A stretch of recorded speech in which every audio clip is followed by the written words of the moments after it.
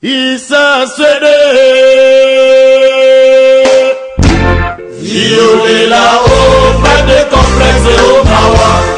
Otumoli peuple congolais, oluki papa Nzambe Mawa.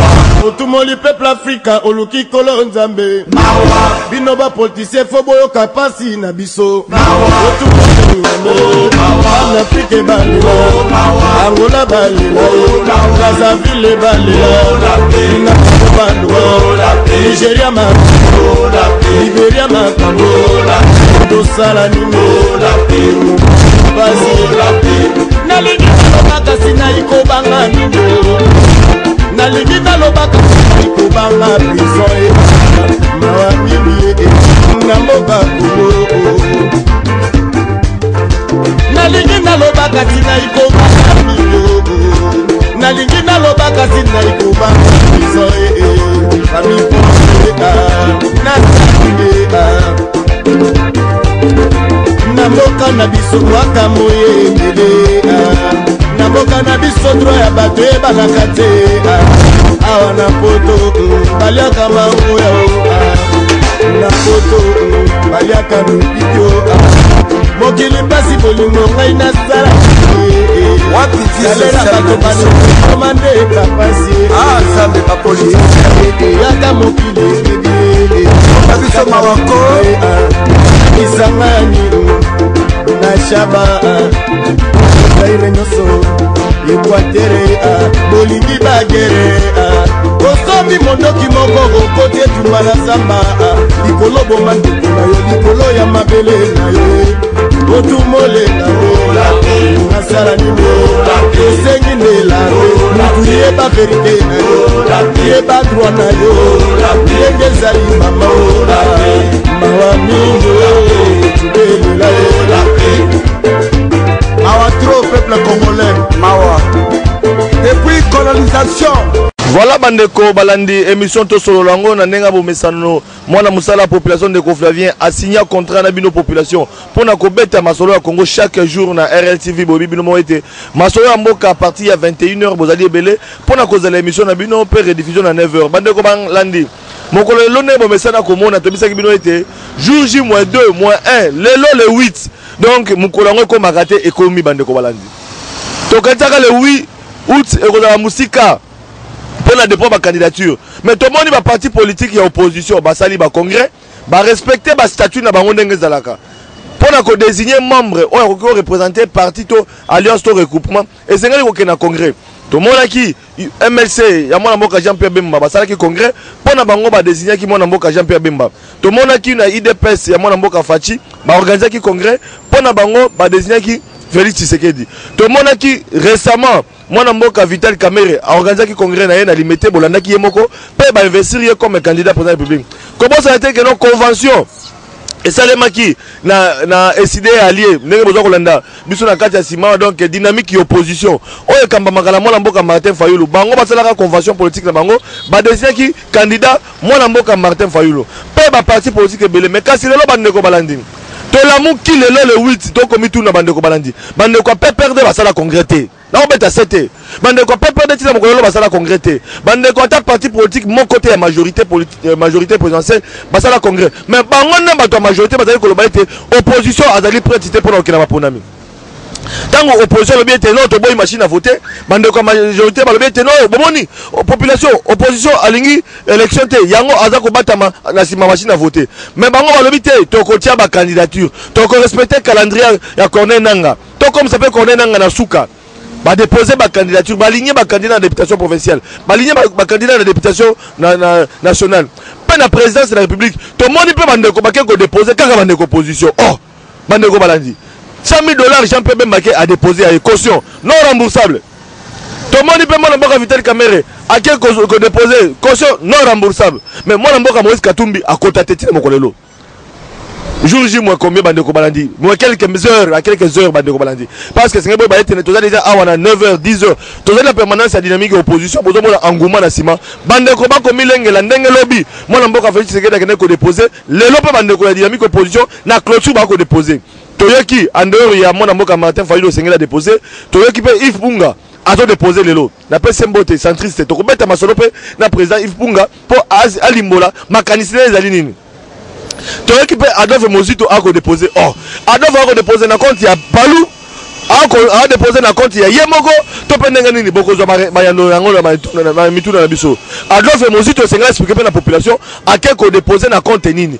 parce que TVZ radio te biso système mali soliko li soto ko tala masolo mboko ezali ko kine mais motuna tika bande ko majorité to yebite na mokolo ekosuka ndenge ni parce que tango tozali ko tourner émission na permanence to ke nekotika bande ko ya dynamique opposition moi la mboka Martin Fayulu parti ya Piaker parti ya ba Piaker bande ko balandi mais bakokisi ba $100,000 na tudi bango me bambo bango bozu wapi bako répondre biso bande ko balandi bolo bakaboza na mbongo te to mona ka pe bona mbongo te esale mana route député moko na mboka na biso alobi te mandat na biso za mandat électif eseleki azur émolument c'est-à-dire salaire o bafutaka bango député ake kozongisa na banque alobi bafutaka biso zute parce que ezali mbongo moko ba congolais esengeli suka ba congolais mandat na biso esila mais soki bato abo baza ebele na parlement na ba institution comme la institution président de la République mais aucun gouvernement babi bon comme biso ba mandat pe électif bande ko biso ya gouvernement to ba bande ko ya ba institution o ba dali ba mandat électif ba déposer mongo zonga la population ba fonctionnaire ba refuta mamalam ba fonctionnaire ba futa mamalam soki mbongo wana ya ba contribuer le congolais ya solo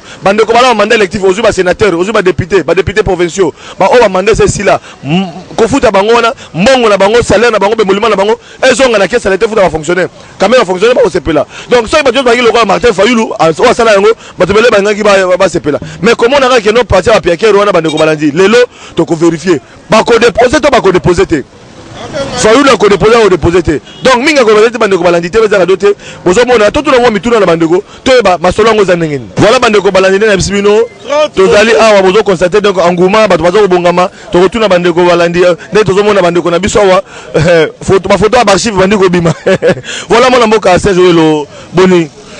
Merci Ndeko Flavien to solo lango lelo ya mukolo monene lelo oyo toza kotinda le toya ko accompagner le candidat le plus crédible dans l'élection présidentielle ya Mbokoyo soldat du peuple Martin Fayulu sans tâche parcours impeccable azwa ba MBA asala azwa ba diplôme ya ba 3e cycle azala directeur général, il y a la plus grande entreprise, l'entreprise la plus puissante au monde, ExxonMobil, à géré à milliards, à Ibata Nkate.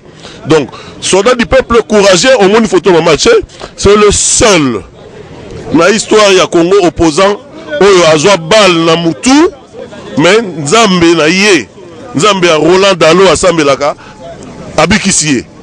Donc, pour la mission les a bâtir un État prospère na Congo oyo opportunité à repérer na chaque Congolais ba mener vie moko digne yango biso SID biso dynamique de l'opposition to lobby fini pour la Congo mboko yo kozwa chance te tozo pe président moko pe normal ba pe prêter pour la nini Congo un grand Congo ego tout le monde dans la Sénégal au monde Macky Sall au monde pe parcours pour la nini Congo ils ont la chance. Le lobby n'a pas prophète en malheur. Le Congo n'a pas de chance, ni de chance. Cette fois-ci, le Congo a une chance. Et cette chance, c'est le projet de société du coordonnateur de la dynamique, Martin Fayulu Madidi, qui se résume en investir dans les citoyens pour développer le Congo.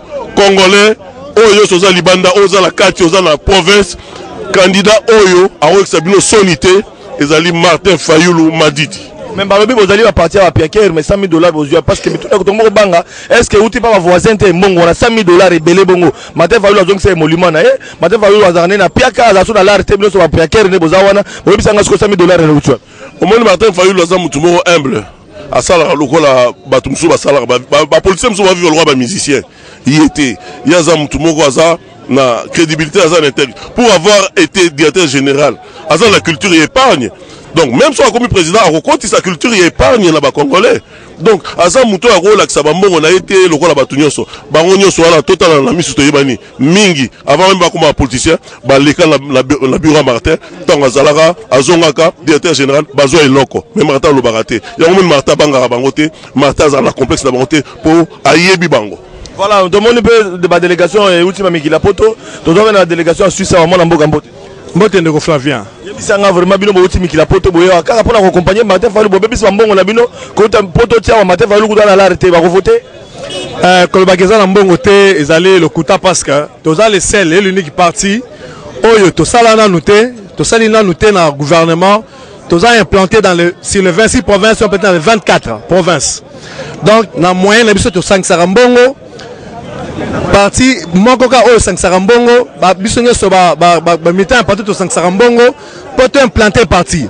Lelo to tiembongo to ke pour 100 000 pour candidat biso président aza élu et puis Congo est avancé parce que toujours retard rebellé. En tout cas sur le ça a chance dans les 5 ans nous devons investir dans les citoyens. Tous à 80 millions d'habitants le Congo. Ceux qui investissent dans Batou avant de compter ce que nous avons dans Semabélé, tu comptes dans Batou, tu former Batou, Moka Oyo Kende Liboso, main d'œuvre et belé qu'ils n'ont pas utilisé, nous allons profiter de former et avancer le Congo avec Martin Fayulu. Faites-nous confiance en tant que Koki, Ban Congo Lamuka, ne soyez pas plus distraits, bon pour Martin Fayulu, donc il déposer Kati Lelo comme ça à diriger Mboka pendant 5 ans, totalement Mboka Zonganaraï. Voilà, donc moi, maman Bazali a parité avant que n'a pas power. Mais maman, même si c'est archive à Calaboy. Archive à Calaboy, comme on donc, et comme Goinda, maman Chantal, Bisabiso, maman veut botter pour accompagner papa Fayulu. Bisonne de Botakié. Il faut accompagner. Archive aux Laxaka parcours naé. Ceux qui azomaki boyezaki parce que azo défendre intérêt peuple. Yango to temi nango pona relaxa peuple tolobi ozaka na soda moko yeyo o abundaka pona yo o azolinga ozala bien o développer o azolinga que Congo nkitala yango ezala refléter na vie à chacun de Congolais. Voilà, maintenant mingi tozo ko bande ko bakisa moi parce que tozo ambiance ndenge to mande bato bazako milengela wa na banzi ke besoin accompagner Martin Fayulu. Est-ce que vous allez sûr que moi moka faté Martin Fayulu ata déposer vraiment yeba ko poner na mboko. En tout cas ba pona valeur congolais ali o mbala ya misatu a voter akoli makasi a repona par rapport à valeur mutu maele mutu aza maboko pembe mutu aza sans tâche mutu a gérer bambongo ebele sans aiba eza Martin Fayulu donc baropona. Voilà, bandeko balandi tozoko bakaka na ambiance pona kotala ndenge nini bandeko bazako s'organiser pona okende tomoni bandeko bopusana tomoni ba militant na ba drapeau. Voilà bandeko oyo ba forme ko mobeta ma to comprendre soutien ba forme ngo do ba bling bling ba bembe ba nini donc to comprendre bisa biso besoin accompagner Martin Fayulu bino ba jeunesse. Est-ce que vous assurez vraiment que non moi la mboka Martin Fayulu ndenga zo kende wana solo population ba ko voter to pe boza pe nelika ete neboke na seni ba ko ndima dossier na ye.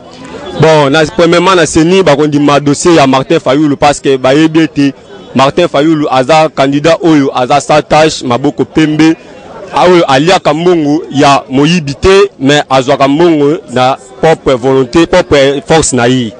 Biso peuple congolais to telemi to voter Martin Fayulu parce que totali été ba vision ya Martin Fayulu eza malamu yemoko Martin Fayulu aza mutu moko ayibaka te lelo so akomi mokonzi na mboka oyo mboka ekoyeba na kobonga mboka ekeliboso toyeba na progresser misala ekopesama pe mboka ekozala te na basalite lokola ndenge eza lelo oyo Fayulu aye pote atelemisa mboka Congo ekeliboso lelo pe babanda kotanga mboka oyo na bamikila poto pe bakeno Congo eza vraiment mboka oyo ekeliboso mboka oyo etombwami mboka oyo eza vraiment propre malamu bamindele pe balongwa kuna baya pe kobeta tour koto leke biso to longwa kaka to kenda poto non biso to boyi to lobiete to kotika ko kesu poto te mais to kotika la kozaka awa la Congo oyo to sepela mbuto sepela Congo parce que Congo ekeliboso eke vraiment malamu amoni pe bozali pe déterminé to moni ba maman pembe ba maman dynamique opposition mais bon moi na te ba moni ka mkolelo pona biso la partout ba yebi ba yebi donc biso dynamique de l'opposition était que femme totelemi début toujours si ma président biso Martin Fayulu m'a dit donc ma boko pembe donc aza crédible aza sa tâche donc biso bi bangonde makambu Fayulu une solution donc minyo remezaki bangonde makambu Fayulu une solution bien on a tous derrière soldats du peuple. Voilà Bozomona déjà sorti il y a Mwana Mboka Martin Fayulu. Mwana Mboka Martin Fayulu bozo constater. Voilà Mwana Mboka Martin Fayulu. Quand on va constater ba Holanda yo Mwana Mboka Martin Fayulu. Population ba kola liki ya solo ozo kende ko déposer candidature. Nazali ko kende ko déposer candidature ndenge tolobaki toko déposer lelo pour totala makambo ndenge za koleka toza ko déposer sikoyo tokende bokoyeba makambo mais pour la ressource mwana mboka Martin Fayulu batu balobi que décider dynamique opposition aux alambongo te ba piaker $100,000 mwana mboka Martin Fayulu 100,000 ozongisa emolima $100,000 ya uchu wapi bobenga mbongo nini mbongo c'est quoi non awa le Congo toza na posa ya Congo batie biso motu ya wana bakanisi ki tokofuta te mais tofuti. Mais on peut discuter longtemps sur cette affaire au Yamokamambongo. Merci beaucoup, Bandego Balandi. Vous constater TVZ à doter. Toujours accompagné Martin Fayulu tout à l'heure. Est-ce qu'il y a déposé votre ambiance d'Engezali?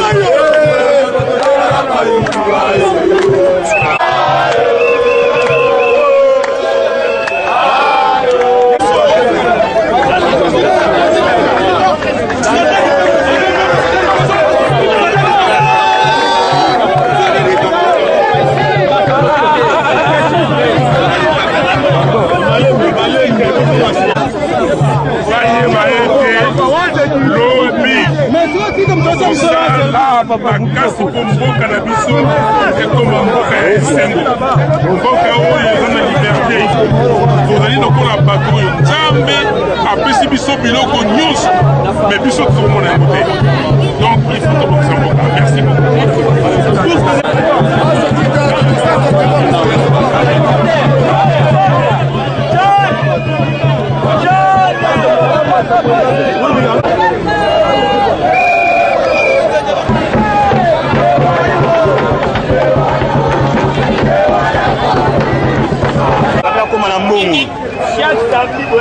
Voilà Bandeko Balandi TVZ Radio te bo constater to outi seni.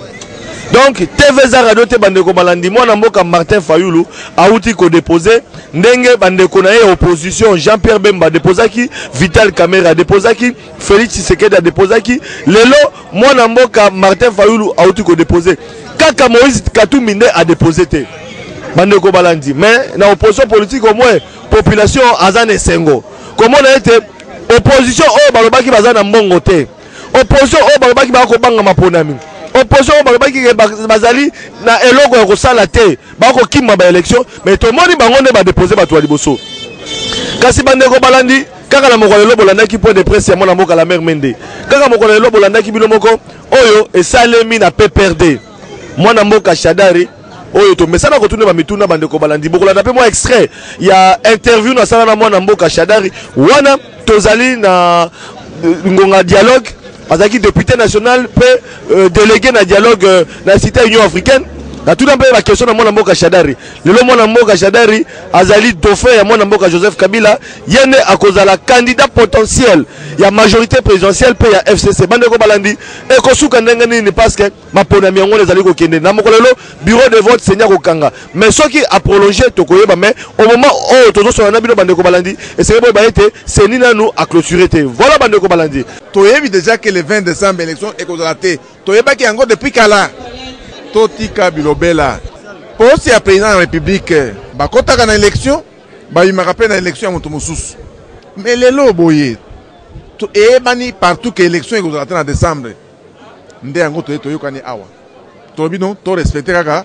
article 70 au président aza awa depuis époque ya maréchal soki élection même na monde partout soki élection eza te oyo aza na place atikalaka soki élection eza te oyo aza na place atikalaka. C'est pourquoi yango antotiaki article 70 na constitution na biso aza wana bozo constater tozali na décor ya na ngambo munyere na biti soki munyere wana esalaka lisusu na ngambo mosusu bomoni Congolais diaspora toyeba sikoyo température ya Congolais Kinshasa ya mboka na Congolais diaspora mais na compte ya dynamique opposition tokobeta masolo bandeko bana voilà tokobanda na ndeko na biso na ngambo Jean Félix Senga oyo amesana pe koloba mwana mboka Jean Félix Senga population kolanda bino opposition bozali na destin ya mboka na maboko na bino blague eza susu te mwana mboka Joseph Kabila a décidé de faire à se représenter à respecter la constitution. Les lois m'apprennent mes amis kokende. Bon tu déposer mon amboka Martin Fayulu.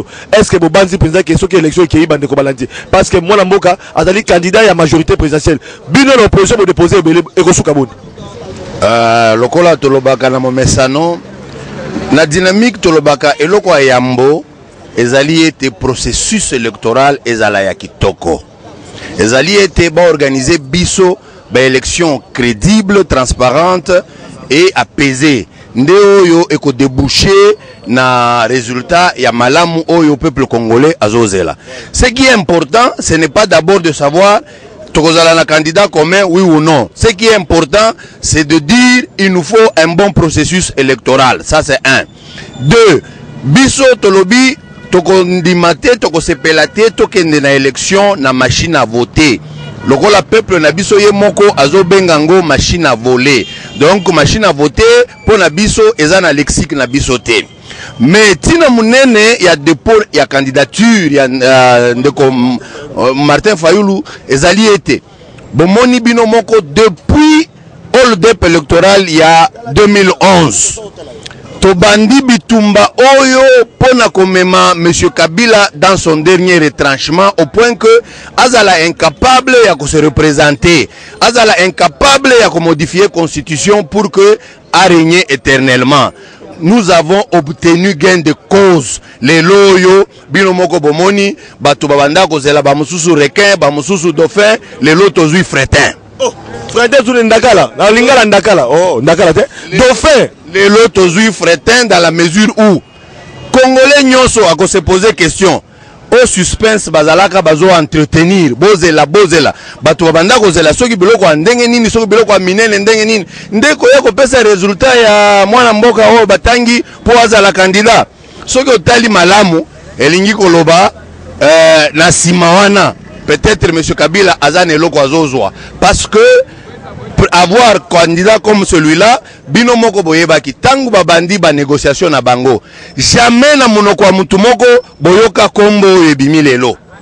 Par surprise kaka boye na téléphone batutu bazui message de fretin na bango eza songolo pakala. Eh bien c'est pour vous dire que eloko kobanga ezate. Eloko bokoki ko retenir ko sepela, c'est que Tomemi monsieur Kabila jusqu'au pied du mur, au point qu'il est incapable de se représenter. Ça, c'est une grande victoire pour notre peuple. Voilà. Voilà, Bandeko Balandi. Voilà, ezali ambiance ya public. Mwana mboka Serge Welo, bakola diaspora bakolanda. Bandeko na mikila poto bazaki kolanda événement na musika. Otaki poto ye, ozali membre SID, ozali membre dynamique opposition, olaka kike bozala na candidat. Tomoni bo soutenir mwana mboka Martin Fayulu. Lelo boke kotika ye. Na mbonga ba contribution ya bino population ya bino ba militant ya SDP ya dynamique opposition ndenge bosanganaki pona ko soutenir mwana mboka. Alors lelo yo adversaire na pas monani mwana mboka Shadari. Oyo azali député yo pozaki député na Assemblée nationale. Ndeko na l'Assemblée nationale ne challenger na bino.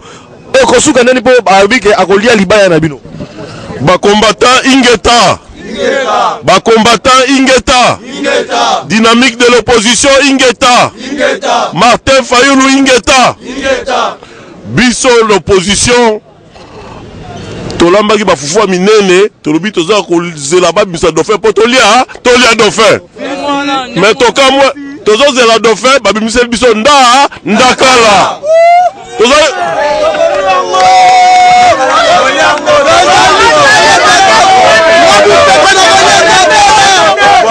Voilà, Tokoma. Dans le Biboye, biso opposition, toute tendance confondue. Biso dynamique de l'opposition. Tozaki, tozami bafufa minene. Tozo zela, babisa biso de fait poto katakata tolia. Mais appétit pe sili biso. Babisa biso nda.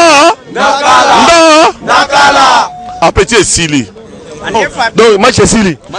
Donc Ndeko Kabila ndenge abimisi Ndeko Shadari elingi kolobake alembi na ye majorité asalemba majorité kala parce que soki alingaki majorité alingaki abimisa mutu ya solo donc Ndeko Kabila ndenge aza wana lokola biso opposition peuple congolais amemie contre mur alobi na bato ya majorité toliaki mbongo biso nyonso tokokwea biso nabimisela bino nda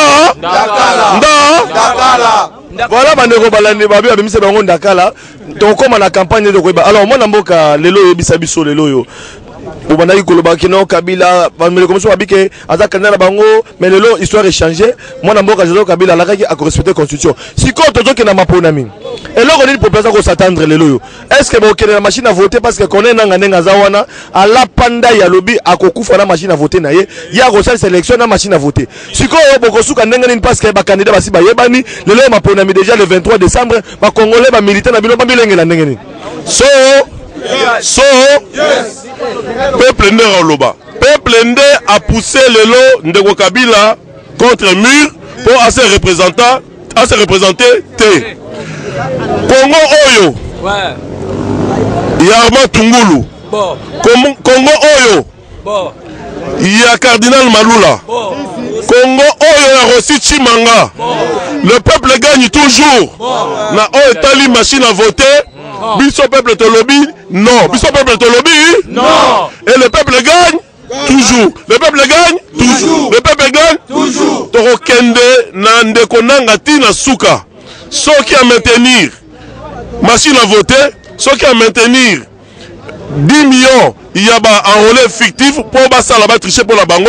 Peuple congolais a aucune élection.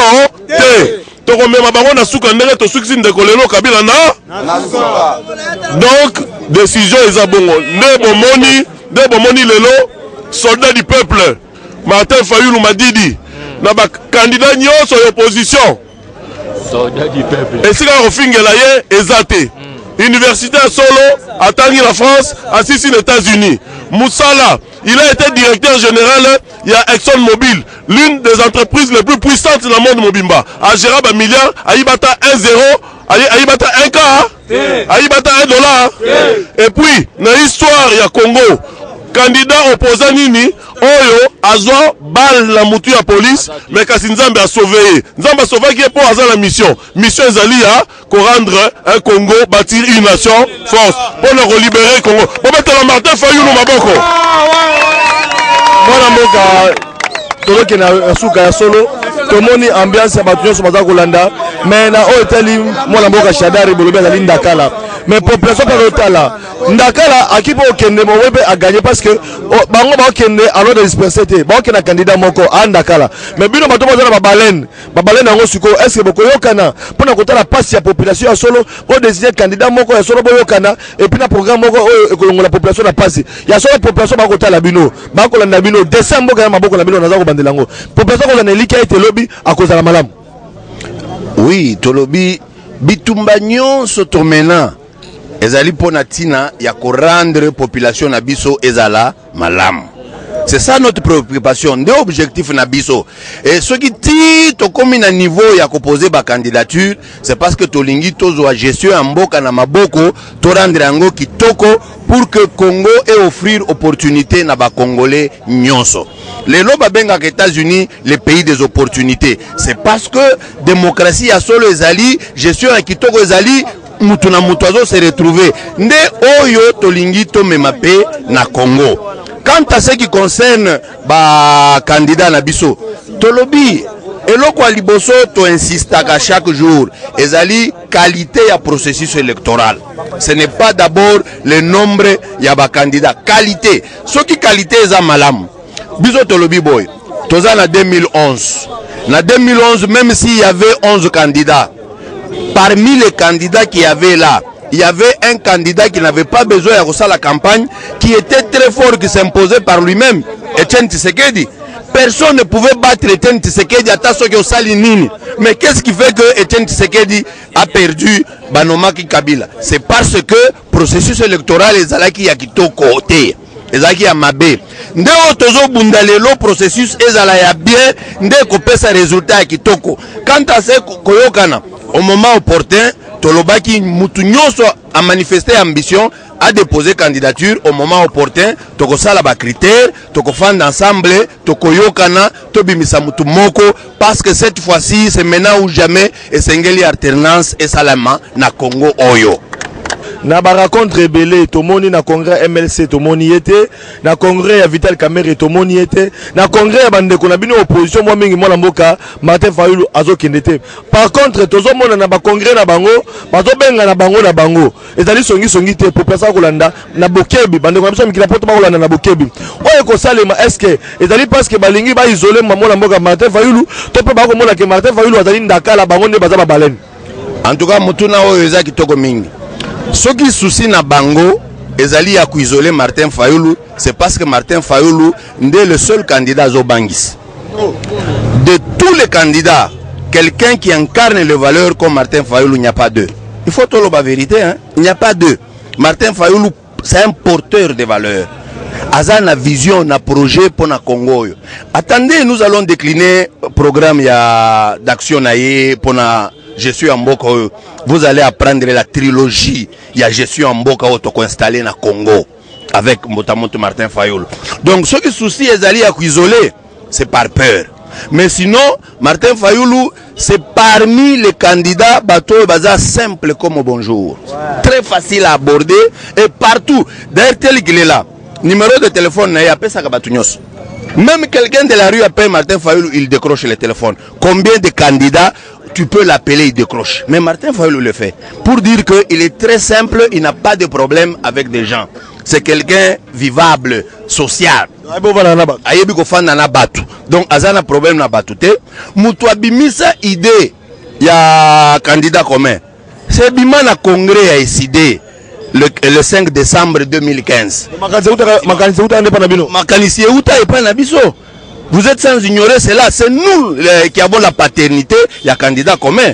Donc comprenez que Mutozo beta Joana Malam pour Batobazala Elongo et Zabiso. Écoutez, Martin Fayulu, ce n'est pas quelqu'un qui veut tout le temps s'afficher. Le loyo, vous avez appris que moi Namboka Jean-Pierre Ayambaki Ndeko Félix, c'est vrai. Mais quand Jean-Pierre est arrivé, la première personne où Jean-Pierre Ayambi, quand il est arrivé, le politicien qu'il a reçu, c'est qui? C'est Martin Fayulu. Mais ça se passait dans le calme, comme si de rien n'était. Donc le problème n'est pas à Kobeta Mbunda, Batuba Mona, Bayoka. Problème est ali, il y a Kosala Moussala été. Tout même à Congo en alternance, il y a solo pour que le peuple Nabiso a se retrouver. Il y a un qui préoccupé, Mbutamonto, Martin Fayulu. Voilà donc il y a un Congo la diaspora. Est-ce que Martin Fayulu a la base de la diaspora d'abord? Je vous dis. Est-ce qu'il y a un Baniguna? Si Moni, Biso Mamsou, Tobunda qui peut diaspora voter, pour te dire que tu as un candidat crédible. Ça la tour. On a la famille du Canada, la famille de la France, la famille de la Grande-Bretagne, la tamboli monde entier. C'est le combattant Serge Ouelo, l'homme qui a défié Kagame au Canada, qui parle. Je vous dis, ceux qui sont congolais de l'étranger vont voter. Le candidat au Balingue va voter, Ezaki Martin Fayulu Madidi. Si les gens ont regretté de voter pour Toambokoyo, Sali manœuvre, lobby que diaspora voté parce que les service là-bas, là-bas sondage, Mouto, diaspora a voté avec Martin Fayulu. Yango Baboyi, diaspora est voté. Mais l'Ikambouté, peuple oyo azazo baté ba jeune oyo bazo si sa ba classe bazo fa na la coin bazo sala musala te bazo baté population oyo pour aller fois senga azazo baté il est temps pour la Nil Congo tozo chance te tozo chance meto bimisa président moro de la République invertébré hein depuis son à Congo zo molaka ba mbrima ba parcours babiki mukuse banine hein donc to lingi malobe na que président yeyo atelemi tant azo ke na bamboka musu boza fier président na biso atanga président na biso aza na expérience président na biso aza na maboko pembe président na biso aza mutu moko courageux parce que ça prend du courage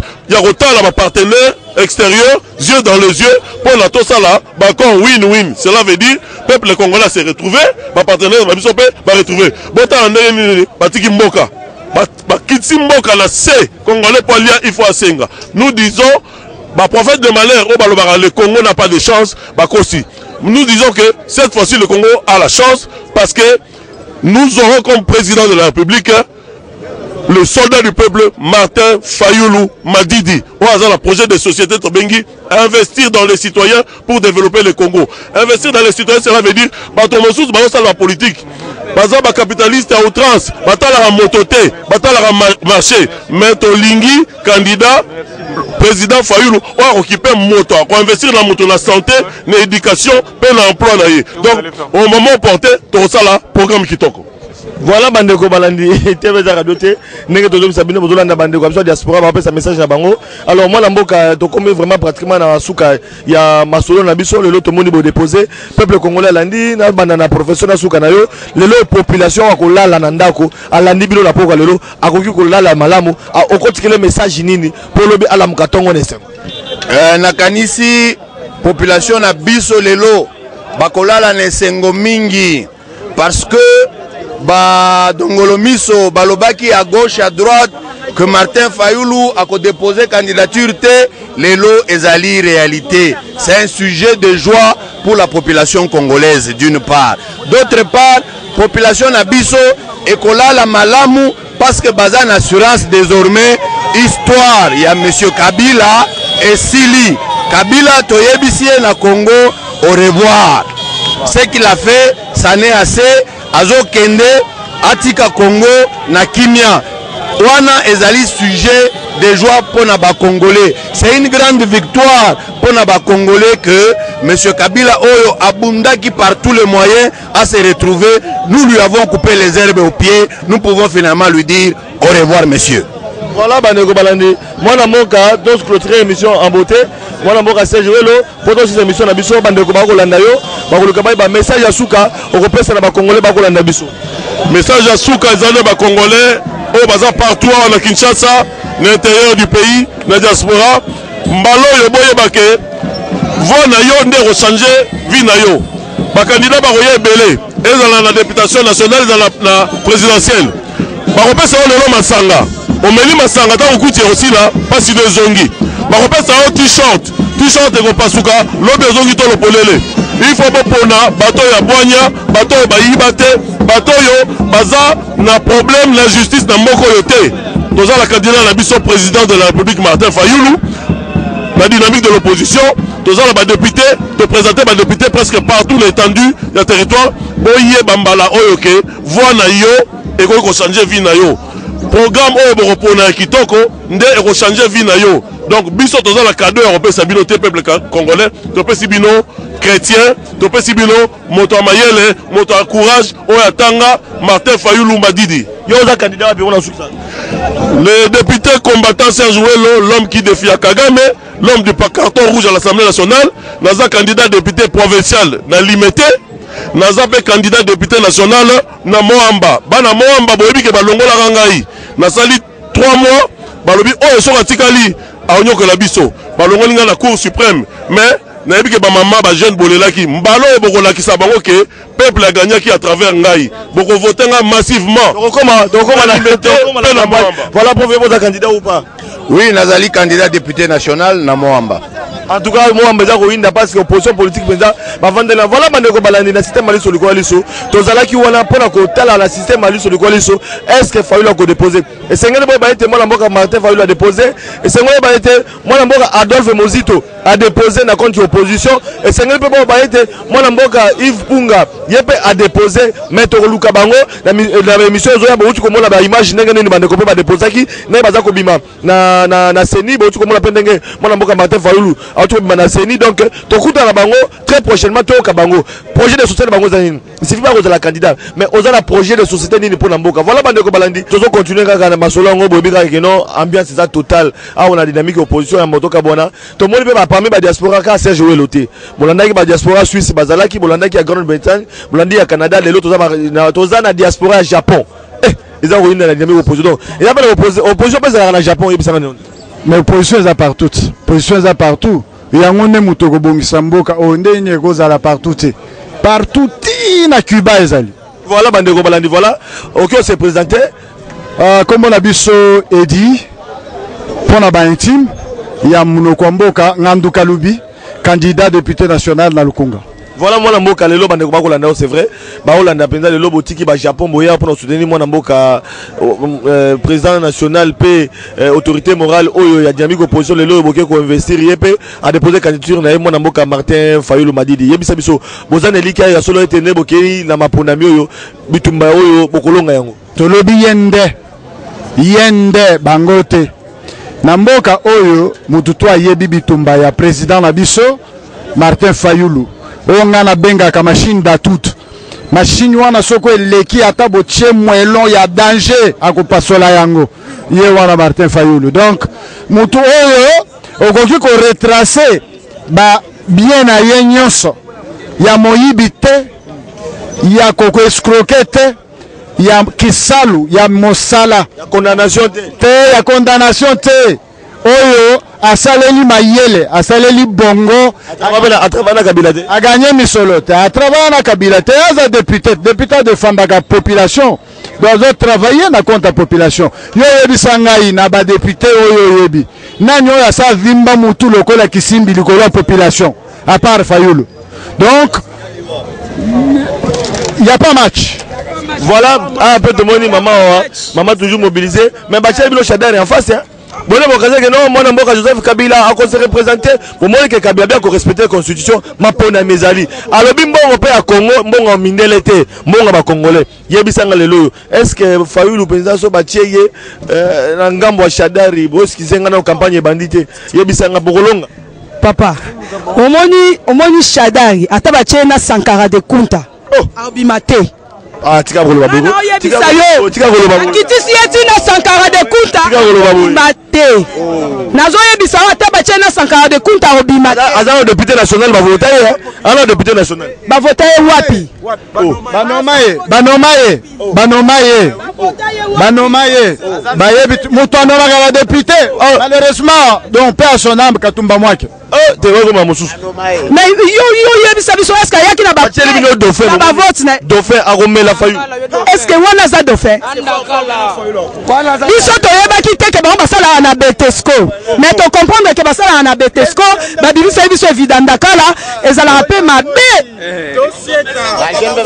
yango tosieti tosieti ko tosieti po toyebisa bango ata baye na 23h59 biso lisu likolo ya lisu tomona bango lokola bayebaki ke tokomona bango na 23h59 yango moni babite tobimisaka ndakala tobimisaka evidandakala voilà bandeko eza ambiance ya population tozokabwana nayebi te soki na Japon message yo en tout cas bana Japon bango bakoya kokomisa Japon na Kinshasa awa donc ba infrastructure ba discipline ba ordre ya musala ndenge yalaka na Japon ndenge kokoma na Congo lobi tangu tozozwa bokonzi oyebi na aza oloba nini nalobaki na bato banda lobi lelo mercredi le 8 août ebale ezokauka mer ezokauka fleuve ezokauka azala ndakala azala nsensa azala malwa azala mabundu tokoyeba ye ebale kauki tomoni nsensa ndakala amunene nsensa po oliango bien ifozo yango ebele po oyokango gu donc tala avec ndakala te ndakala amunene nsensa et puis nsensa oyo ezanga mungwa sikoyo nalingi nasilisa awa boye ndeko natondi monsieur Joseph Kabila lobi mpe na RLTV nalobaki yango merci mingi ndeko Kabila po osaleli biso liste oyo kotikala grave na mitema ya bakongolais lisa batu oyo pomoni mboka to bomi mboka o rendre ba jeune oyo zéro lelo FCC sinalobi FCC nde liste oyo Kabila saleli ya batu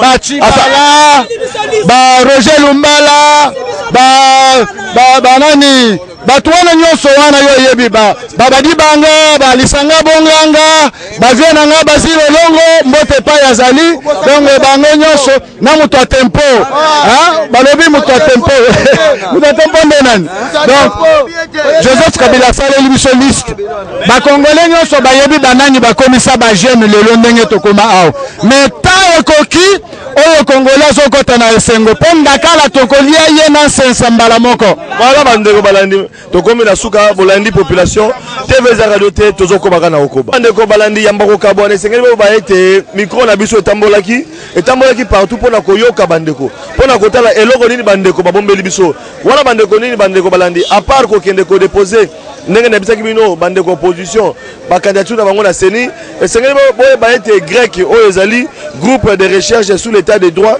et le constitutionnalisme babenga bango grec donc ba invitaki micro na biso na conférence oyo basalaki na collège Moboto sur l'éligibilité des candidats présidents de la République ka Moïse Katumbi ka Jean-Pierre Bemba ka Joseph Kabila esamaki na Moboto caméra na biso zalaki wana bandeko balandi bandeko wana bazala ko sala ba recherche bolandaki bino moko na otali éligibilité ya batu otali Jean-Pierre Bemba bako tuna est-ce que akoki kozala candidat ou pas bolandaki bino ba demander ezali ko leka mituna pe zalaki na kati ya salle wana ndeko Flavien take mona musa population azalaki wana pe na kotuna bandeko na biso bosa ba recherche oyo bazali ba juriste est-ce que Jean-Pierre Bemba na otali subordination des témoins na otali subordination des témoins est-ce que azali pe coupable akoki kozala pe candidat to candidate nenga déposaki candidature na ye bandeko bapesa ba yona bango tozongisa bato ya bango eboyi bino boko ba droit mais awa toza na politique Jean-Pierre Bemba akoki ko déposer mais boyebi bino moko ndenge makambo lekaka boyebi oyo ezali corner nanga nenga azali kosala wana ezali CENI boyebi pe oyo ezali politique parce que sengebo baete en dehors mosala tozo sala en dehors oyo zoleka na mboka na biso na mibeko politique pe ezali ko primer tunaki ba mituna wana boya na yando ya bandeko na biso oyo bazali ba juriste ndenge ba yanolaki pe tukokabona na biso wana bandeko balandi yambo ya kokabona tokokabona na élément wana pe na kosenga un grand merci na bandeko oyo bakolanda émission to solo lango chaque jour à partir à 21h na RLTV TV za radio te bandelo balandi bolanda oyo zalaki na ba juriste oyo bazali koloba likambo tali Jean-Pierre Bemba TV za radio te bolanda donc tokanisi bato basaka na CENI baza bato batosaka mpe mibeko ok alors soki bazotosa mibeko te c'est que bazose mettre eux-mêmes en dehors ya mibeko donc bakozala sur la protection te alors kozala na se ya mibeko ça veut dire quoi na bato bazokamba mboka na baoyo bakambani na mboka tout le monde il faut totosa mibeko ya mboka. Or, Mibeko elobi clairement que mutu boye, mutu songolo, mutu pakala, il faut aller dans condition boye, condition boye, condition boye. C'est la condition à l'écoquille. Il faut poser la candidature. Et puis, il n'est pas séni dans sénité à comme juge, à juge. Les cours des tribunaux basés énumérés dans la Constitution. Pour de cassation, conseil d'état, tribunal de paix. Moussala ya séni et moussala d'administration, c'est-à-dire yo ba pesio mikanda otali mikanda bon est-ce que moto ya sana 30 ans to koyeba mondengini to moni acte de naissance na yeto attestation de naissance ndenge loi électorale le azana 30 ans bochewa est-ce que aza congolais d'origine to koyeba mona nini to koyeba mona certificat de nationalité ce certificat de nationalité ezali total OK bochewa. Troisième chose, est-ce que aza condamné na ndenge ya suka, c'est-à-dire ndenge que retour ezali lisusu te na jugement moko songolo. Alors tokoyi bango na nini, tokoyi bango na extrait ya casier judiciaire. Soki bakomi kuna ke non moto wana aza condamné jugement eza suka ata kokende na cour suprême ko kosala lisusu te ata kokende wana eza lisusu te. Alors soki atali wana atie dossier ici, alors ok approcher. Au fait c'est un travail matériel ya kokocher kaka. Le gars a un guichet. Oui, c'est un guichet. Aux autres, oui, ok, au guichet, si. Yo, balobi, non, namoni, na casier judiciaire, balobi, subordination, namoni, go, la corruption. Ou à nos commis juges. Or, le travail de dire le droit, article 153 constitution na biso epesi yango kaka na batribunaux. Or tribunal moko kuna na Hollande na Chiveningen na Lae asa kati. C'est-à-dire la qualification pour les ceux qui likambo boye, c'est-à-dire ceux qui corruption, ceux qui subordination, et c'est katami déjà chez un juge. Juge quand on a qualifié, il a coupé sa qualification dans la fait. Par exemple, au finga mutu, to kochola mutu. C'est juge n'a pas kabola, habité on est au finga, on est au kochola. Donc il y a kabol. Alors yo administration ou laboratoire ngana moni non en tout cas le ko finga on est au boma. Et ça le problème. Non, non. On est à travail à juge. Or, séparation, il y a un banda qui n'a pas expliqué la séparation de pouvoir. Parmi les piliers, il y a le constitutionnalisme, il y a la séparation de pouvoir. Administration, et ça le pouvoir, il y a pour katamakamouté. Pour katamakamouté, ça veut dire trancher les conflits. Or, pour interpréter le jugement, et ça interdit le pouvoir exécutif. Y compris Séni, il y a beaucoup de interpréter. Même il y a beaucoup de Séni, ce n'est pas à elle de commencer à interpréter. Il y a beaucoup de tata juge, loi ou article robinet. Vous voyez, c'est clair. Donc, ça les a pour Kapouana, la Katia l'État. J'espère que mon gars n'aura pas été trop mauvais. J'explique. Voilà. Et enfin, mon ami Michel, à la fin, me pose la question.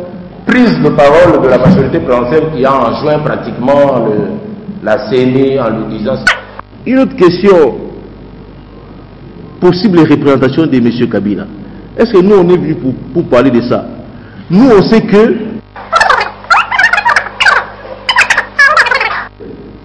nous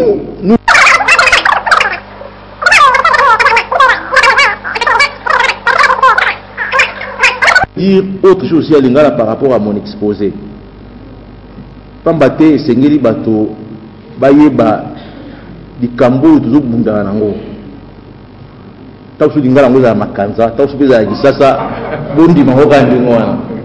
Di kambo tuzo bunda nango, eza di kambo eza na mobeko. Mobeko na biso elobite o to bengaka infraction, ete na binga to benga ngo su nini. Mbeba o mobeko pesi elobite likambo ya kotindika nzengele neke, je crois c'est ça, témoin. Likambo ya kotindika nzengele neke, voilà. Koyebisa ete yo monaki likambo wana ezalaki motane, mais nga limite to lobaki ezalaki motane, kindoko bate ezalaki moindo tout. Bongo bato bazosambisa obungisa bango makanisi na bango.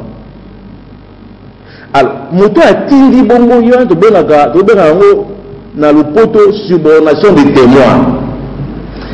Kasi moto yo asengi kanyaka, oto baka kosenga kanyaka, aza mosali ya l'État.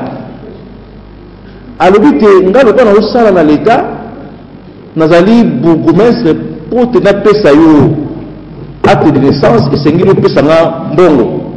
So opesi mbongo te ngai na kosala mokanda wana te.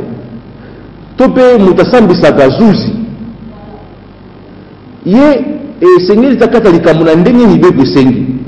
Kasi moto ayebi te alongi te ake kokuta na zuzi azwa ata mwa pata oyo bongo yo okata likambo yango na ndenge nga nalingi. Yanga na lopoto tobenga ngo corruption. Elingi loba te na moto atingi témoin wana talinga molai mingi wana na moto asengi kanyaka eza ndenge moko te. Kasi tanto tozolakisa eza ndenge moko te eliaka te po tolakisa eza ndenge moko te. Pamba te mobeko moko oyo eza kobongisa makambo ya maponomi elobi te moto oyo bazuzi bakanga ye babimisa nini décision na bango jugement na bango te ye akwei na likambo ya kanyaka. Moto wana esengeli tete aya kusenga bapona ye akamba mboka. yango wana kanyaka sikoyo bandeko mosusu balobi na moto wana asengaki kanyaka na moto oyo atindaki témoin abongola bosolo bango nyonso baza ndenge moko bongo atako mibeko elobi te ete moto oyo atindaki témoin abongola bosolo mobeko elobaki yango te ye mpe senge tokotisa ye kaka wana na kati mpo ye mpe azala asenga te bapona ye likambo mobimba yango wana tosala omemi biso na likambo oyo nde tokutana na milu oyo tokutani ya lelo bongo ndeko Flavien oyebisa bato balandaka yo te toza mpe na mibeko na makambo nyonso otangi na droit elobi te mbeba moko tokokokanisa yango na mbeba mosusu te yango wana moto oyo bakoki kopona ye te eza kaka oyo asengaki kanyaka oyo zuzi akataki likambo na ye ya suka mpo na kanyaka kasi moto mosusu oyo ye asukaki kaka kotinda témoin aloba na ye bongola bosolo ye akokaki na moto asengaki kanyaka te ye nde bakoki kopona ye esengaki tokóma na niveau wana mpona kolakisa bato pamba te mobeko na biso eza koloba makambo na bosolo mpe polele yango wana esengeli toloba bato ndeko Flavien bongo oyeba kolandisa yango na bandeko balandaka yo bayeba te subornation de témoin ekokani te na corruption bongo mobeko ya maponomi yango eza kovize nde moto oyo aza na corruption pa moto oyo ya subornation de témoin soki mpo olingi nakende mosika na oke mosika parce que là maintenant je reviens la loi électorale interdit à celui qui a commis le détournement des deniers publics d'être candidat. Dans les raisonnements de nos amis, nous pouvons aussi amener l'abus de confiance. tolakisaki bino masolo mboka ndenge ezalaki tolakisaki bino ndenge nini mwana mboka Martin Fayulu kolongwa awa na siège kokende na seni kuna na seni tomonaki mpe ndenge nini mwana mboka Adolphe Muzito azali kobima tomoni mpe ndenge nini mwana mboka Yves Punga azali kobima na seni bautaki kodepose candidature donc esengeli boye bayete bacandidature lelo ezalaki depose ebele bolandi bino moko mpe na ngambo ya gouvernement na ngambo ya majorité présidentielle ndenge badeside dauphin mwana mboka Shadari Emmanuel Shadari bolandi pe extrait ya mwana mboka Emmanuel Shadari na kati émission oyo wana ezalaki ngonga tozali kotuna mwa mituna bandeko balandi na sengi merci mingi na équipe technique ndenge tozali kokoba kaka kokoba mwana mboka Joris Diki oyo azali na caméra pe na bosani te merveille toto pe bandeko oyo bako sunga biso po ete bilili ezalaka ebele bolandaka bino moko wana na régie finale tozali na bandeko na biso na régie finale William ndeko Francine ndeko Aimé pe ndenge bakosala masolo bango TV ezalaka lio te bandeko balandi kaka na des annonces oyo bokomona mwana mboka Martin Fayulu oyo azali candidat président de la République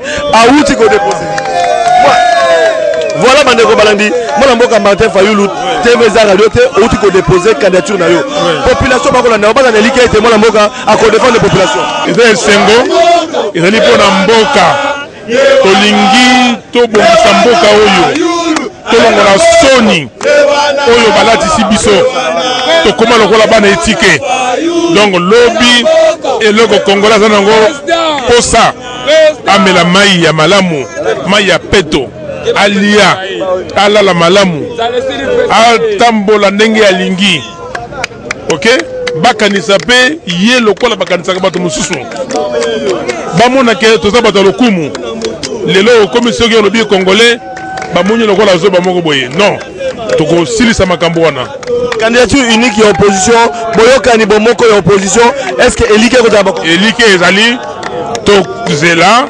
babimisa makambo nyonso toali kobunda tolingi tozala na bomoko parce que tolingi système Kabila esila ok pona esila faut tozala na bomoko a présenté bino Shadari a se représenter alobaki a respecter constitution est-ce que ezali combat politique ya opposition politique to pe ezali volontaire Joseph Kabila pona ngai ici na loba yango que mandat troisième mandat ezali te bakomi na constitution oyo nyonso Kabila azali kosala na bato na ye ezalaki babaka na français ba élucubration tosalaki campagne yawa pas de troisième mandat, pas de présidence à vie dans la République démocratique du Congo. Yangoyo, ceux qui battent le soldat du peuple, ce n'est pas un hasard. Combat au mené, et combat pour gagner makambo ya démocratie. Ceux qui ont gagné la démocratie, mboka et kozalaka kanase. Lokola ayogi peuple parce que avec un choix mususa kostalate. Ceux qui ont qui au monde de leur ville. Est-ce que bato atamboli mingi? Bato babangi. Bato mboka zaki likola tono essence. Donc yemoko ayebaki que akoki ko défier peuple te. Moi ni sikoyo makambo yo rosi ya lobaki. Et comme bima, le peuple gagne toujours. Donc machine à voter sikoyo ki candidat machine à lobby yango machine à voter ezalité. Donc ça la vote normal parce que bon cadre sikoyo ko salama ndengeye monsieur Nanga président Assegna lobby cadre avec les candidats président de la République. On va discuter mais congolais dans la votation na machine wana. Machine wana toyebi pa eutité toyebi ndenge nango ezalité. Donc c'était difficile. Martin Fayoulou, candidat simple, à l'obaka micro, à Zaralès, la population, à Bangaka micro, il y a la population. Moi, je suis Flavien a servi Bino Bandeko Balandi. Donc, après que l'on Makambo MLC, Bolandi Bino Martin Fayoulou, un grand merci à l'équipe technique Mobimba, Oyo Basunga Kibiso Namokolelo, Joris Dik, Nega Nauta Koloba, na Merveille Toto, la régie finale de William, de Francine, de Koemé, coordination de Mboka Kali. Minga kolobezalite bande ko bandi bande ko mikila poto merci mingi ne boko na biso na YouTube na biso ndenge bo mesana to solo lango na ndeko Flavien Kusaki TV pende bola na biso na Voice Congo TV za radio bande ko bandi to kuta lobi na masolo sika Isa Swede violer là-haut pas de complexe au Mawa. Otumoli peuple congolais, oluki papa Nzambe. Mawa. Otumoli peuple africain, oluki kolo Nzambe. Mawa. Binoba politicien foboyo kapasi na biso. Mawa. Otumoli Nzambe. Mawa. En Afrique balila. Mawa. Angola balila. Brazzaville balila. Ina balwa. Nigeria makambo. Liberia makambo. Dosala nimo. Basi. Nalingi nalobaka sina ikobanga mindo. Nalingi nalobaka sina ikobanga prison. Mawa mimi namoka kubo. Nalingi nalobaka sina ikobanga mindo. Nalingi nalobaka sina ikobanga prison. Amipota nasalinga. Namoka na biso waka moyendele Namoka na biso droit ya bato ebalaka te awa na poto baliaka mangoya na poto baliaka mipikio mokili mpasi bolingo ngai nasala kalena bato banokomande kapasi zambe bapolisi yaka mokili ebi babiso mawako Isangani na shaba Saime nyoso Equatere Bolingi bagere Kosomi mondoki moko Kote tumana samba Likolo bomandi kuna yo Likolo ya mabele na yo Otumole na yo Nasara nime Esengi nelare Mutuye ba verite na yo Ye ba droit na yo Yenge zali mama Mawa mingo Mawa trop peuple congolais Mawa. Depuis colonisation